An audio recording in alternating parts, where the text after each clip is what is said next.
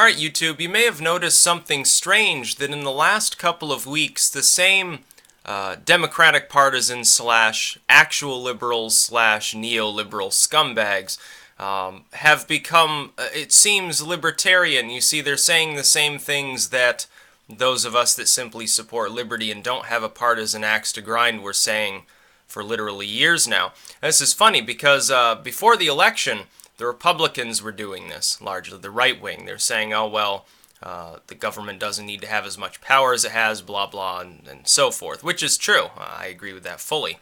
I find myself agreeing, generally speaking, on constitutional topics with whatever party is not currently in a powerful position. Oddly enough, that's the Democrats right now. They got laid waste to during the election. That's not to say that I think that they have any noble intention in mind, any more than like the evangelo-cons and the neocons on the other side do. Really what it's about is right now they're terrified. They've actually been making posts for 2 weeks now. That's very funny to me. You look at Salon, being liberal, whatever. The same drone program and mass domestic surveillance and warrantless wiretaps and everything else under the sun that they had no problem with when it looked like Clinton was going to be the president, all of a sudden they see as a mortal danger to the country, and they're circulating petitions and rambling about how the NSA should be dismantled, the militarized police need to be dismantled completely, our foreign intervention capabilities need to be tempered, Congress needs to take a bigger role in warfare and so forth.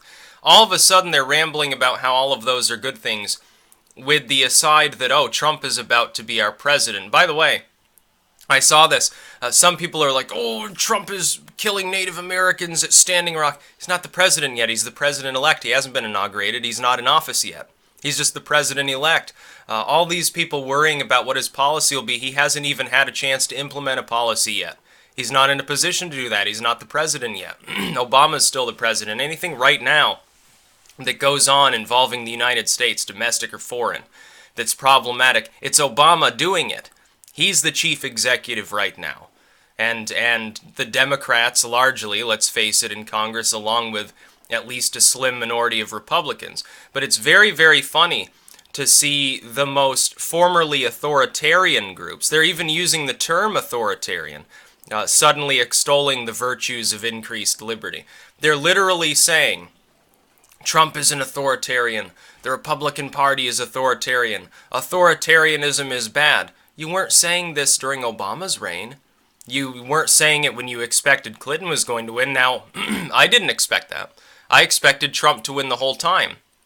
All these same retard groups, all the so-called leftist outlets, which are really neoliberal outlets, they're partisans. They just like the Democratic Party. They don't care about policy. If Clinton had got up on stage, said the same things Trump was saying, they'd be talking about how those were sound policies. That tax cuts for the 1%, that was a sound fiscal policy and so forth. They even beat up on the Bernie bros who are actual leftists, actual progressives, for pointing this out and how stupid it really was. All of a sudden, they're also pro-gun. I was going to make a separate video for this, but I'll just drop a link in the description you can see for yourself. It's NBC, so I'm not sure how trustworthy it necessarily is, but apparently there's been a reported spike in minorities buying guns because they're afraid of hate crimes or racial violence or being, mass deported back to Africa or something. Now, I don't think that's going to happen because Trump is no more authoritarian than any Democratic president has been. No more authoritarian than Obama, W, going all the way back to the Reaganite era. But at the same time, I think they do not understand that they are currently in a position where they're actually saying good things about the Second Amendment. Oh, well, it's good. These minorities should arm up and defend themselves. Well, no shit. They should have been doing that to begin with. They shouldn't have just magically stopped doing that because the president happened to have a D after his name. That's retarded. The idea that the drone program that Obama has used, Nobel Peace Prize Obama, has used the drone program to kill untold tens of thousands of civilians as collateral damage with his drone system. And all of a sudden, these people who a decade ago were waving peace signs around pretending to be modern-day hippies, now all of a sudden they're worried about this program. Under Obama, oh, it's cool. Yeah, 50,000 civilians die in Yemen and Pakistan. Who cares? It's Obama we're talking about. He would never do anything wrong. He would never attempt to start a war with Syria by proposing that we strike them and then backing back out, saying, oh, but Congress needs to authorize it, so it's not ultimately my decision, when he sees the opinion polls released on the topic. Yeah, it's not a problem when Obama does it. It's just like Bush. When Bush was the president, the same Republicans that were all gung-ho, America, fuck yeah, wave the flag under Bush, suddenly became deeply distrustful of government power when Obama took office. The same people that were that have been during the campaign. It was funny to see the Democrats waving the flag, saying America's already great. We're so perfect and awesome, and our policies are great, and we never do anything wrong because our president's a Democrat. All of a sudden now they're deeply distrustful of government power. Do you not see the pattern here? What we should be doing is constraining it more in a general sense. But it's very funny. The left is more hypocritical than the right when it comes to this issue. There are certain issues on which the right wing tends to be invariably constitutionalist. I will say that. For the Democrats, other than gay marriage, which is now a dead issue, or abortion, which is also a dead issue, they are more hit and miss. It really depends on who's in power, who's out of power. They're so fixated on wedge issues and social justice warrior bullcrap that they don't even seem to understand that their own proposals are authoritarian, invariably. Their fiscal proposals are certainly authoritarian. They don't seem to comprehend the fact that if a person is not entitled to the vast majority of their own paycheck, that they are a slave. They're not working for themselves. They're not working for their own betterment. There's no reason for them to work at all, really, under such a system. I do believe, by the way, strongly in the free market. And I mean a market far more free than anything we've had even under Republican leadership in the last 50 years.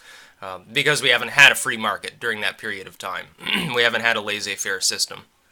We haven't had a system that actually works for the majority of people. We've had systems that exploit wedge issues to throw breadcrumbs to one group or another while the government siphons most of that actual extra tax money. The idea of welfare falls apart when you realize that a bunch of bureaus siphon away most of that actual money that's earmarked for welfare, and most of it never even gets to the intended parties. If it were more efficient, it could actually work. You could have limited socialism, and it would work. The problem has always been bureaucracies are inefficient. Unfortunately, that precludes us from using a leftist economic system to any effect. Human efficiency has limits, in other words, and certainly bureaucratic efficiency is far lower than the efficiency of any randomly selected individual. Even the most spendthrift individual couldn't waste money like a bureau can.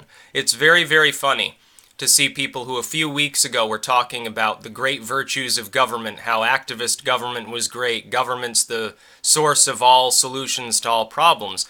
All of a sudden, they say, oh shit, Clinton didn't win after all? Oh, the government's bad, authoritarianism bad, big government spending bad, they'll fritter it away on killing people. Obama's been doing that already. You're just too blind to see it because you're a partisan.